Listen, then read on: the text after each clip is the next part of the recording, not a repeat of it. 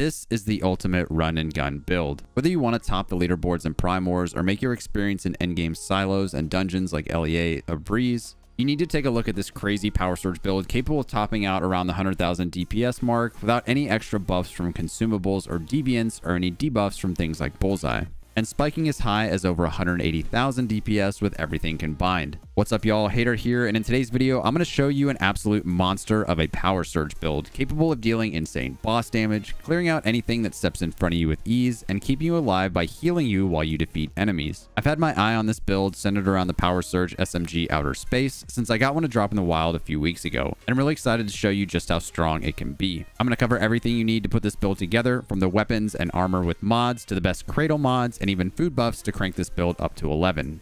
I've also included a short section later in the video that's timestamped if you want to just look at everything without an explanation, but I recommend watching the entire video. One, because I explain how and why everything works together, and two, it helps me out as a creator. Either way, let's get into it. To start, let's talk about what exactly Power Surge is as a damage type. Power Surge applies a continuous debuff while simultaneously hitting a target with instant damage, the lightning strike effect you see when you're using it. Those lightning strikes deal 50% psi intensity once and inflict the target with Power Surge status for 6 seconds, reducing their accuracy by 40. It's a shock element type, and the additional damage from Power Surge can't crit, strike weak spots, and my favorite part, will not decay with distance, giving this damage type the ability to be effective at everything from close to long range as long as you're hitting your target. Because Power Surge damage scales with status damage, the entire build will be set up around maximizing that stat specifically, with a supporting cast of stats that will boost your damage even further. As for the build itself, let's start with the weapon that it's centered around, the Power Surge SMG Outer Space. It has 4 weapon features, all centered around the activation of Power Surge. They state that there's a 25% chance to trigger Power Surge when hitting an enemy, which means you can just run and body shot spam to chain constant lightning on enemies or aim for weak spots. Either or anything in between will keep the same trigger chance for Power Surge. After defeating an enemy, your Power Surge chance is increased by 30% for 12 seconds, meaning the more enemies you slay out, the higher your Power Surge chance will remain. After reloading again, you'll see an increase in Power Surge chance, this time a 40% increase for 3 seconds. And lastly, Power Surge chance is increased by up to 40% based on the weapon's trigger chance. So obviously there are several ways that just by using the weapon as it's intended, you'll be constantly boosting your chances of inflicting Power Surge. The only things you really need to understand from all that are, 1, at base value, you have a 25% chance to hit an enemy with Power Surge, and 2, you'll be increasing your chances of seeing more Power Surge strikes as you defeat enemies and reload. Additionally, this weapon deals suppression damage, meaning it will deal increased damage when using it against deviants. So be sure to take this with you when you head into LEA or any silos with deviants. As far as which calibration blueprint you should use, I've found the most benefit from running the assault style with the 20% extra attack and double elemental damage boost stats. You want to shy away from the heavy style in most cases, as that boosts your mag size, and since the goal is to reload as often as possible while not sacrificing any damage, that takes the lightweight style out of the equation as well, because even though it reloads incredibly fast, you'll lose out on free damage by running the assault style, and you don't need to reload quite that often, as you'll see when I talk about the mods later on. The other 2 weapons you use in conjunction with Outer Space are really up to you and your playstyle, whether you want to use another Power Surge weapon or something with Bullseye to debuff your enemies. I've honestly been having a blast pairing it with the Bullseye Sniper Bingo, despite having to use one I had dropped for me because I haven't been able to afford it with StarCrom yet. The main reason I started using Bingo, especially with this build, are some of its weapon features and the 8% vulnerability debuff it can apply. The first is kind of a dud in my opinion, unless you're using Bingo as a main weapon, giving you a 70% chance to trigger Bullseye, but after that you can see why it's so good, especially when pairing it with another weapon for single target damage. After switching to this weapon, the first hit will trigger Bullseye. So you'll have Bingo backpacked while you're hosing down trash ads in front of you, and an elite or a boss pops up, swap to Bingo, hit them literally anywhere, weak spot or otherwise, and you'll have that 8% debuff for 12 seconds, allowing you to then swap back to Outer Space and deal increased damage. Additionally, Bingo grants a 15% increase to weak spot damage for 10 seconds after hitting a target, which can stack up to 3 times.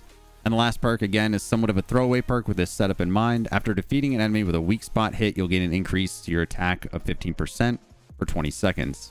So if you're out clearing mobs of ads, you can always whip Bingo out to kill an enemy with a weak spot shot to take advantage of that attack buff, but to be honest, if you're using Bingo solely on elites and bosses, you'll be just fine. As for the melee weapon, you could realistically go with anything that benefits from the status and elemental damage you'll be stacking anyways, like the Frozen Northern Pike, which I paired with my Abyss Glance Frost Vortex build, but I've been having a ton of fun recently by pairing it with the Power Surge melee weapon, the Stun Baton. With its weapon features, light strikes and impacts have a 33% chance to inflict Power Surge, Heavy strikes on targets affected by Power Surge will deal an additional 50% Power Surge damage to nearby enemies, meaning you can use this weapon to bop anything that gets too close for comfort and deal that lightning damage in an area of effect to any nearby enemies. Definitely a fun option that directly benefits from the rest of the build being centered around status damage and Power Surge itself. Onto the armor for the build, and let's start with the key armor Mayfly Goggles. This epic piece of armor can be earned for free in-game by pulling the blueprint from the mystical crate in the Mirage Monolith Danger Zone near the Spider Boss. Its key effect states that Power Surge's trigger count is increased by 1, meaning you'll see 2 damage numbers from your Power Surge every time it hits instead of 1, effectively doubling its damage, though it also decreases Power Surge damage by 30%.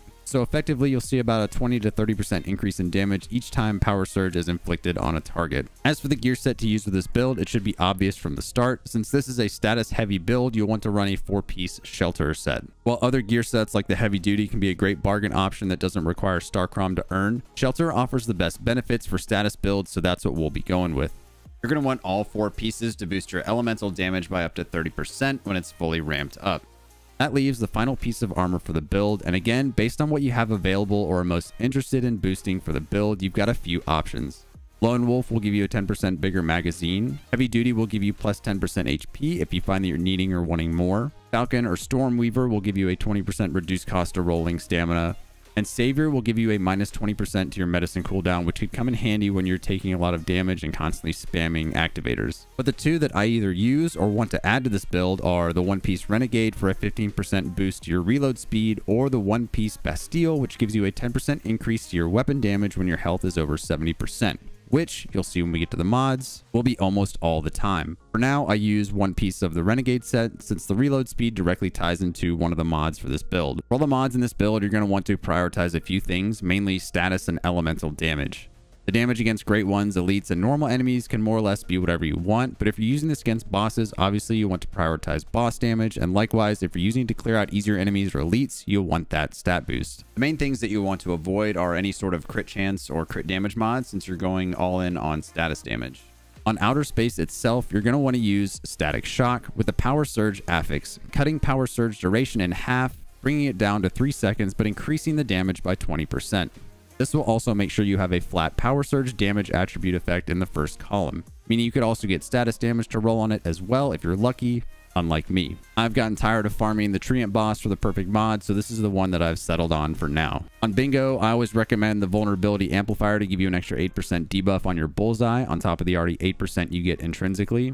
Aim for weapon or weak spot damage and damage against Great Ones or Elites. And on the Stun Baton, I like to double dip on the AoE Power Surge the weapon can apply by using the mod Shock Diffusion to apply the Power Surge debuff to enemies within 5 meters of your target when applying Power Surge. This just makes it so that either your light or heavy attacks can have an area of effect on surrounding enemies if you're needing to bop something that gets too close for comfort. As for the armor mods, on your helmet, you'll want Deviation Expert. It will give you a plus 10% fire rate and plus 20% status damage, and Power Surge has no range drop-off for its damage, so losing 25% of your range is a non-issue. Thunderclap is by far the best mask option for damage, stating that after triggering Power Surge 20 times, the next hit summons a Celestial Thunder, aka a big lightning bolt, that deals 200% of your psi intensity.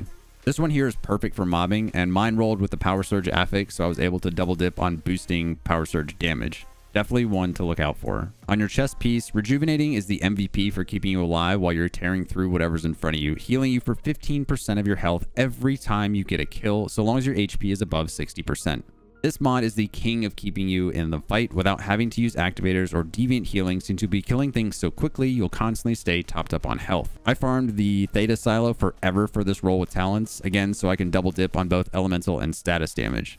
You can also swap this out for a Blue Flame Resonance mod when focused on a boss fight that doesn't have a ton of ads around to clear to keep your health up. Onto the Pants mod, and this is where we focus on our reloading buff to our damage. With the Status Amplification mod, when you reload when your magazine is empty, your status damage is increased by 10% for 12 seconds, stacking up to 3 times for a massive 30% increase to status damage. If you're chewing through ammo and reloading all the time, or in a focused damage phase on a boss, you'll constantly have this buff maxed out. On your gloves, ideally you want the Status Enhancement mod for its flat 20% increase to status damage, but if your mod RNG sucks for this slot like mine does, you can always just use a good elemental overload in the meantime. Lastly, the boots mod is a no-brainer, as Covered Advance gives you the easiest to proc and largest buff to both weapon and status damage for 30 seconds, so long as you don't take damage for 4 seconds.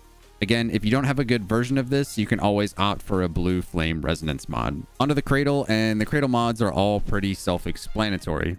Status enhancement will increase your status damage by 25% for 3 seconds after hitting a weak spot. Transient impact will increase your power surge damage by 25% for 3 seconds after triggering power surge. First round blast boosts your power surge damage by 25% for 4 seconds after reloading. Tactical combo boosts weapon damage by 25% for 4 seconds after either reloading or switching weapons. Automatic weapon enhancement increases your damage by 20% for using an SMG. Deviation Master gives you plus 50% damage when you have your Deviant out alongside you. Master Tactician gives you a 25% increase in damage against bosses for 15 seconds after you use a tactical item. And lastly, Rapid Aid both reduces the cooldown of your medicine, aka your activators, by 30% and gives you an extra 15% from their healing effect. Now, since you're using the Rejuvenation mod to keep your health up anyways, you can swap this mod out for Sprint to increase your movement speed by 5% and reduce your running stamina cost by 15%. Lastly, for the food buffs. As a reminder, you can't stack multiple of the same type of buff, meaning you can only have one food buff and one drink buff, not including stacking stamina from canned food. If you didn't know, you can eat a canned food with a plus 40 stamina buff and then another with a plus 25 stamina buff and combine them together, though this probably isn't working as intended and I would imagine it'll get patched out eventually. These are the best food buffs to use with this build. The Whimsical Drink is a flat 25% increase to status damage for 30 minutes, and really the only drink you'll need if you're wanting to max your damage output. For the food, though, you have 3 different options. If you're constantly applying Bullseye to a target, then the Mixed Fried Hot Dog will boost your damage to enemies affected by Bullseye by 20%, which is great to pair with Bingo. If you just want a flat damage increase against a boss, you can use the Bone-In Deviated Sausage for a 15% increase against only bosses. You can pair this with the 8% debuff from Bullseye and do huge damage. And lastly, if you just want to turn your brain off or just speed clearing things like silos, chasing perfect mods that will never drop, the Shellfish Meat will apply a 5% vulnerability debuff to anything you shoot with any weapon to include outer space for 10 seconds. And that's pretty much everything you need to know to put this insanely strong power surge build together. Here's a quick overview for anyone who either skipped ahead to avoid listening to me yap about the build. If you made it this far, I just want to take a second to thank you for watching the video. If you enjoyed it or plan to use this, then let me know down in the comment section below. And don't forget to like the video and subscribe for more Once Human builds and videos. I was honestly surprised to see how well this SMG performed and have used it in everything from solo pro silo farming to duo runs of LEA, and I plan on using it in a solo run here soon. I've even used it in every available tier of Prime War to constantly top the damage leaderboards and plan to take it into Nightmare mode when that drops as well. Now that this build is put together, short of chasing a few perfect mods, I'll be looking to make an unstable bomber build, though I haven't decided if I want to go full send on status damage with Jaws and the 4-piece shelter set, or try my hand at finally giving Lone Wolf some attention. Either way, I'm having a ton of fun putting these builds together, not only because it makes my time playing Once Human a blast, but also because I want to help as many other players find that perfect build that complements their individual wants and needs. If you're wanting to chat and I don't happen to respond to your comments, feel free to join my Discord, or if you're looking for a big Once Human community to be a part of, I also have our community Discord, The Lighthouse, linked below. That's it for me. I'm done, I'm out, and I'll see y'all in the next one.